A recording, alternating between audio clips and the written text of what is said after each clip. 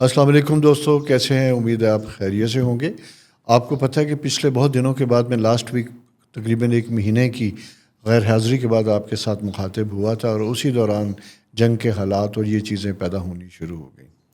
اچھا، چونکہ میں پروگرام نہیں کر رہا تھا، البتہ فیس بک میرا ہے اور بہت سے دوست میرے فیس بک پہ ہیں جو میرے ریگولر ویورز دیکھنے والے ہیں۔ وہاں پہ میں نے اپنی ریگولر کچھ پوسٹ میں لکھتا رہا ہوں۔ آج اسی حوالے سے اگر آپ میری فیس بک پہ میاں نعیم پہ چلے جائیں تو آپ کو وہاں پہ 30 اپریل صبح 9:08 پہ ایک ٹاپک تھا جو میں نے ڈسکس کیا تھا کہ جنگی جنون، اس کے اثرات اور حملہ کب ہوگا۔ جن لوگوں نے پڑھا ان کے علم میں ہوگا کہ میں نے وہاں لکھا تھا کہ شام 4 بجے، یعنی 30 اپریل کی شام 4 بجے سے پاکستان کا ذائچہ ایک خاص دائرے میں داخل ہوا، جسے میں کہوں گا حالات کے حساب سے بدترین سائیکل تھا، اور یہ اگلے 9 دن تک اپنی شدت، یعنی کل 10 تاریخ تک اس نے اپنی شدت کے ساتھ رہنا ہے، 24 گھنٹے کے حوالے سے ہے وہ آغاز تھا۔ اور میں نے یہی کہا تھا کہ اس پیریڈ میں یہ جو ہے ہندوستان کی تینوں افواج کی طرف سے پاکستان کی حدود میں دراندازی ہوگی۔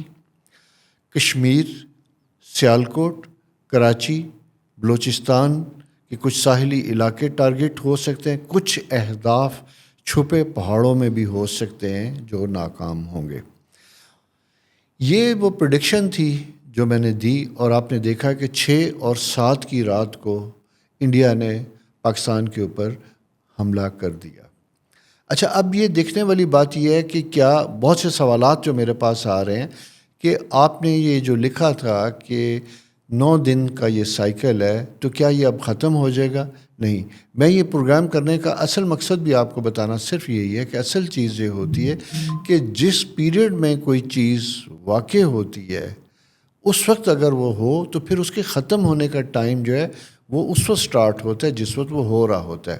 ہاں، اگر فار ایگزامپل 30 اپریل کی رات شام 6 سے 10 اپریل تک انڈیا کوئی کارروائی نہ کرتا تو پھر نہیں ہونی تھی، یعنی پھر اٹیک نہیں ہونا تھا، لیکن اب یہ سلسلہ سٹارٹ ہو چکا ہوا ہے۔ اسی سلسلے میں آپ کو یہ بتانا چاہتا ہوں، کیونکہ بہت سے لوگ پریشان ہیں اس سلسلے میں کہ یہ شدت کب تک رہے گی۔ تو اسٹرالوجیکل سائیکل اگر میں یہ دیکھتا ہوں تو یہ 26 مئی 2025 تک، جب ایک میجر ستارہ تبدیل ہوگا، تب تک یہ کیفیت رہے گی۔ البتہ اس کا زور، جس میں بہت سی چیزیں ابھی تک ہمارے پاکستان کی طرف سے کوئی ری ایکشن نہیں ہوا۔ ہم نے ابھی جو بھی کیا اپنے ڈیفنس میں کیا، یعنی جو انڈین 5 طیارے جو گرے ہیں وہ ہمارے ڈیفنس کی صورت میں گرے ہیں، کیونکہ ہم نے اپنی ہی باؤنڈری میں رہتے ہوئے انڈین طیاروں کے اوپر میزائل فائر کیے، اور وہ وہیں پہ ختم ہوئے پاکستانی حدود میں داخل ہونے سے پہلے۔ یہ ایک بڑی دلچسپ صورتحال ہے، اور دنیا ساری میں آپ دیکھ رہے ہوں گے کہ اس کے اوپر بڑا چرچا ہو رہا ہے کہ کیا پاکستان کے پاس اس قدر زبردست قسم کی کیپیسٹی موجود ہے۔ دو چیزیں ہوتی ہیں کسی بھی معاملے میں فتح حاصل کرنے کے لیے، ایک ہوتا ہے آپ کے پاس آلات، اور دوسرا ہوتا ہے سکل اور کانفیڈنس۔ اب اتفاق ایسا ہے کہ پاکستانی ایئر فورس کی مثال اگر ہم بات کریں تو پاکستان ایئر فورس جو ہے وہ اپنے کمال تو دکھا چکی۔ آپ نے دیکھ لیا تھا کہ جب پلوامہ انسیڈنٹ ہوا 2019 میں، تو اس وقت بھی ابھینندن والا جہاز گرا، وہاں بھی پاکستان ایئر فورس نے اپنا کمال دکھایا۔ تو الحمدللہ ہماری فورسز، ہمارے نوجوان، اور خاص کر ایئر فورس کہوں گا، کیونکہ فی زمانہ کنونشنل یعنی ایک عام روایتی جنگ امپورٹنٹ نہیں ہے، بلکہ اب جنگ جو ہے وہ ایئر فورس، میزائلز اور ان چیزوں کی ہے۔ تو اس میں اگر ہم دیکھتے ہیں تو اس میں ہماری دو چیزیں بڑی اچھی، ایک ہمارے نوجوان، ہمارے آفیسرز، ہمارے پائلٹس، وہ بہت سمارٹ ہیں، ٹیکنالوجی میں بہت آگے ہیں۔ اسی طرح پھر ہماری آئی ٹی سے ریلیٹڈ لوگ وہ بہت انٹیلیجنٹ ہیں، اور ہم نے بہت ایسے اچھے حساس ایکوپمنٹ لگا رکھے ہیں جن کی وجہ سے آنے والی بہت سی ایسی چیزیں جیم بھی ہوتی ہیں، ہم انہیں انٹرسیپٹ بھی کرتے ہیں۔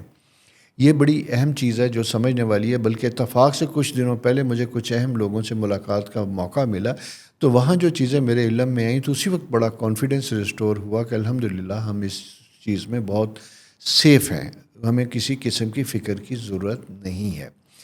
ایک تو یہ بات تھی جو آپ سے ڈسکس کرنی تھی. دوسری چیز کہ یہ ذہن میں رکھیے گا کہ ابھی ٹینشن کی صورتحال جاری رہے گی. پاکستان نے کلیم کیا ہے کہ ہم اس حملے کا پاکستان کے شہروں میں، بہاولپور میں، مریدکے میں، لاہور میں جو اٹیک ہوئے، جہاں جو نقصان ہوئے، ہمارے لوگ ان کی شہادت ہوئی، ان کا بدلہ لیں گے. اب یہ کب لیں گے یہ ہم کچھ نہیں بتا سکتے. ظاہر ہے کہ یہ ہماری فورسز اس کے حوالے ہیں.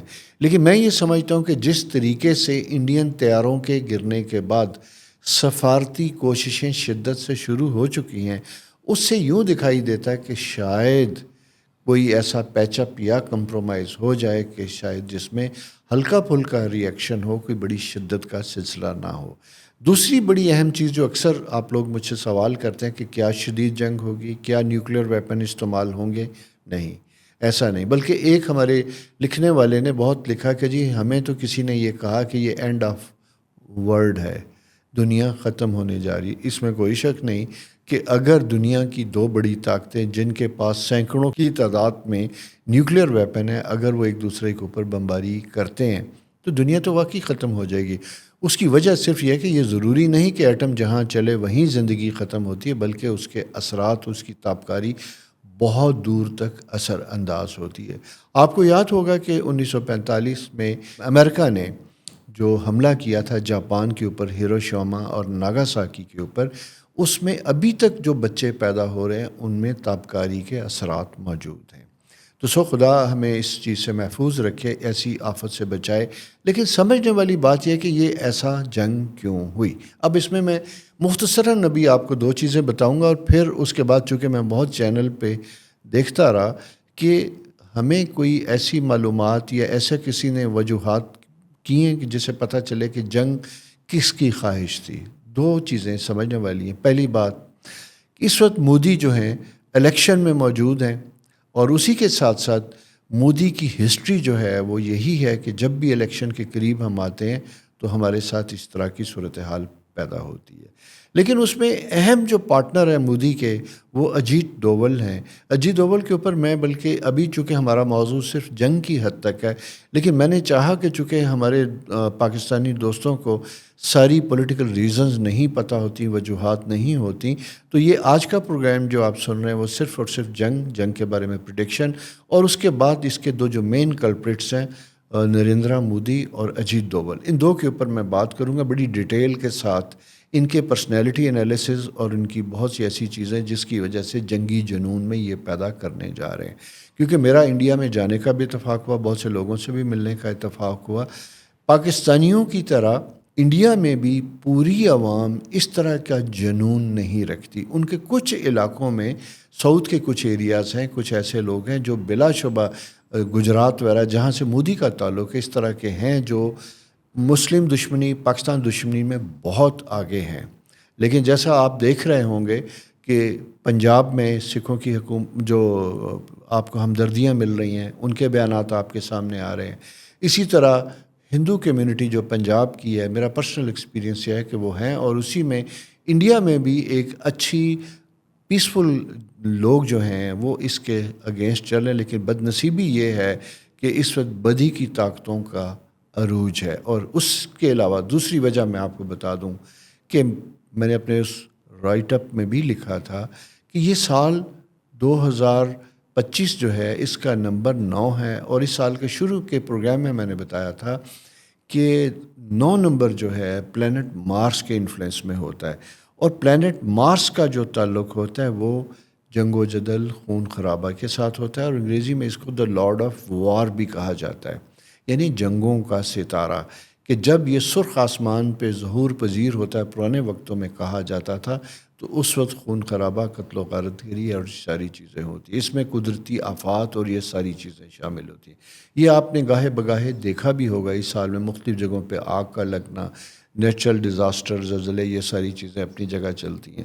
لیکن اسی کے ساتھ دوسری اہم چیز جو ہے وہ یہ ہے کہ انڈین پریزیڈنٹ مودی اور اجیت ڈوول، ان کے جو نیشنل سیکیورٹی ایڈوائزر ہیں، میں پوری پولیٹیکل انالائز کرتا ہوں تو ساری چیزوں میں مجھے دکھائی دیتا ہے ان دونوں اصحاب کی جو ہے ڈیٹ آف برتھ کا انالائز جب کیا تو وہاں پہ مجھے جا کے پتہ چلا کہ اصل میں یہ ہندو توا RSS یعنی راشٹریہ سیوک سنگھ کا جو خاص خواب ہے، جو ہندو توا کی وجہ سے مسلمانوں کی زندگی کو اجیرن بنا رہا ہے اپنے الیکشن کے لیے، وہ مودی اور یہ دو افراد ہیں۔ مودی کی تاریخ پیدائش میں آپ کو بتاتا چلوں کہ 17 سپٹمبر یہ مودی کی تاریخ ہے، اور 17 نمبر 8 کا ستارہ ہوتا ہے۔ اجیت ڈوول دیکھنے میں آپ کو ایسے نہیں لگتے، لیکن 20 جنوری 1945 ان کی تاریخ پیدائش بھی ہے۔ ان کی خاص جنم کنڈلی میں جب دیکھتا ہوں تو کچھ ستارے ایسے ہیں جو بڑے روتھلیس اور خاص ظالمانہ قسم کی شخصیت کا اظہار کرتے ہیں، جہاں پہ انسان سوائے اپنے مفادات کے اس کے نزدیک انسانی قدر و قیمت کی کوئی ویلیو نہیں ہوتی۔ یہ صرف مسلمانوں کی نہیں، وہ بلکہ اپنے مفادات کے حصول کے لیے ہندو سکھ سب کو قربان کرنے کو تیار ہوں گے۔ تو یہ ایک صورتحال ہے جو جنگی جنون کی شکل میں پیدا ہو رہی ہے۔ تو میں اس پروگرام میں صرف آپ کو یہ بتانا چاہتا ہوں کہ ہم جس جنگی کیفیت میں آ چکے ہیں، اس کا سلسلہ جاری رہے گا۔ کیوں کہ وہ پیریڈ 9 دن کا جو میں نے بتایا تھا، اسی وقت اس کا آغاز ہوا، یعنی 7 تاریخ کی رات سے، اور آج تک جب میں یہ پروگرام ریکارڈ کروا رہا ہوں تو انڈیا کی طرف سے ڈرون اٹیکس کا سلسلہ جاری و ساری ہے۔ گو کہ ڈرون، اب آپ نے اس میں بہت سے پڑھ لیا ہوگا کہ اس کا مقصد مین جو جاسوسی کرنا ہوتا ہے، نقصان پہنچانا نہیں ہوتا، اور دوسرا نفسیاتی طور پہ کسی بھی قوم کو یہ احساس کروانا کہ ہماری رسائی کہاں تک ہے۔ اور یہ بہت سے کالوں میں محسوس بھی ہوا کہ کچھ لوگ اس سے خوفزدہ بھی ہیں۔ ڈرنے کی بالکل کوئی ضرورت نہیں ہے۔ جنگ جب ہوتی ہے تو کہا جاتا ہے کہ اس میں نفسیات بہت کام آتی ہے، اور دوسرا سچ کا گلا گھٹتا ہے، سچ کوئی نہیں بولتا، کیونکہ اس میں اہداف کے بڑے بڑے دعوے کیے جاتے ہیں، بڑے بڑے کلیم کیے جاتے ہیں اپنی اپنی قوم کو وہ بتانے کے لیے۔ لیکن ہم پاکستانی، چونکہ ہمارا ایمان یہ ہے کہ جو دن قبر سے باہر ہے وہ ہے، جو اندر ہے وہ اندر ہے، اس کی وجہ سے انٹرنیشنل میڈیا اور ایون ہندوؤں کے بہت سے چینل میں سن رہا ہوں، انڈیا کے، ہندو کہہ رہا ہوں، انڈین چینل بھی اس چیز کے اوپر بات کر رہے ہیں کہ پاکستانیوں نے جنگ کو مذاق بنا رکھا ہے۔ اس کی وجہ، ہم تو ویسے ہی بہت عرصے سے جنگی کیفیت میں موجود ہیں، پاکستان میں بم دھماکے، فسادات، عذاب چل رہا ہے بہت عرصے سے، اور جس کے بارے میں نے الگ پروگرام میں بھی بتایا تھا کہ پاکستان جب بنا، اس کے ذائچے میں جو صورتحال ہے، اس کی فسادات کی عمر 90 سال ہے ابھی، یعنی ہمیں کھڑا ہونے میں کچھ وقت لگے گا، یعنی کافی مشکلوں کا وقت باقی ہے۔ لیکن جنگی صورتحال اور یہ چیز جو بنی ہے، یہ اس کی شدت 26 مئی تک ہے، پھر کم ہو جائے گی۔ البتہ LOC کے اوپر جنگ ختم نہیں ہوگی، وہ کم از کم میں جو اسٹرالوجیکلی دیکھتا ہوں تو یہ نومبر تک کا سلسلہ جاری و ساری رہے گا، کیونکہ ایک ستارے پلانٹری پوزیشن جو ہے وہ چینج ہوگی، پھر اس کے بعد دوبارہ واپس آئے گی۔ جب یہ آئے گی تو اگلے سال تقریباً 2026 مئی جون تک یہ صورتحال چلے گی۔ دوستو، 2 کانسیپٹس کلیئر کرتا چلوں۔ ایک، جنگ محدود ہوگی، بہت وسیع نہیں ہوگی، گھبرانے کی انشاءاللہ ضرورت نہیں۔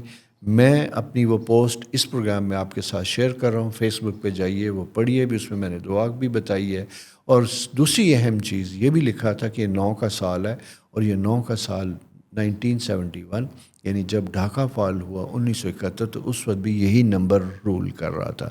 آج ہم اسی پریشر سے چل رہے ہیں، دنیا اسی طرح ہمارے ساتھ یعنی چاہتی ہے کہ ہم اسی طرح تباہ و برباد ہوں، لیکن ہمارے عوام، ہماری افواج، اللہ تعالیٰ کا رحمت و کرم ساتھ ہو تو انشاءاللہ اس آزمائش سے بھی نکل جائیں گے، ٹھیک ہے؟